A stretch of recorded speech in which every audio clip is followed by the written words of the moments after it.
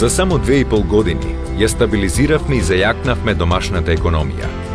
Затоа што кога економијата расте, граѓаните добиваат.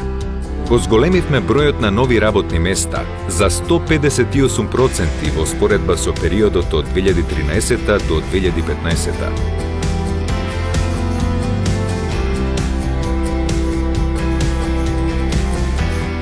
Во времето на претходната влада, растот на просечната плата изнесуваше минимални 821 денар. Во последните 2,5 години, просечната плата ја зголемивме за 2297 денари.